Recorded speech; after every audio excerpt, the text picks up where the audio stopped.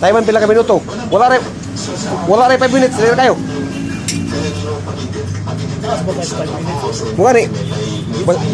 Mas kusog, mas dali pa lagi sa kaning manok. Kaya kaning manok ito, mas lugay kayo. Kini dali ra ka sana, baboy. Sabi gitu.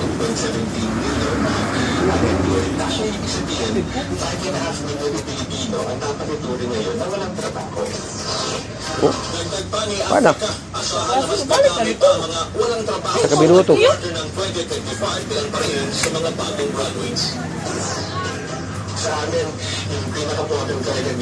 Pas-pasa di kayo basta manguanay ba?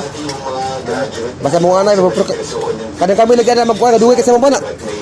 Kis-kis. Mismatch, kaya sasabi, ganyan ang jobs here. Sa amin, may problema talaga sa ganang klaseng naratibo. Kasi parang hindi mag-share mga Pilipino na in good faith pag-aral. Kami nga, iyaw bisa una nga. Magandang trabaho, kung sila mapunang trabaho, para sila kami kasalanan. Dugay, gintaw kayo mo man. Hindi mo ka magsanggal ng 40 ka po.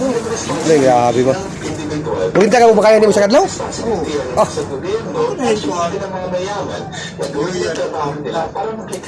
Sabi, sapin mo ito, dahon kayo? Dahon kayo ng kwarta? Bata-bata, tigtuyok? Oh, alang.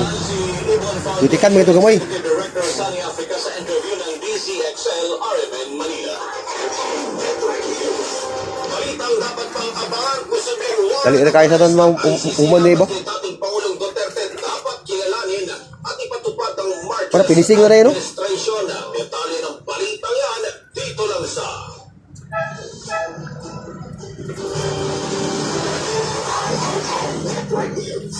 Pamilyang Pilipino, binigyan saya ni Pia. Proteksyon para sa mga ina at mga bata. Sinulong ni Pia sa Expanded Breastfeeding Promotion Act. Expanded Maternity Leave. Ngayon, 105 days na. Kampiyon ng mga atlet. Oh, ada. Tulong kus-kusan, wala na. Clearing na, clearing. Hilo, pagi kayo. Pagi samad.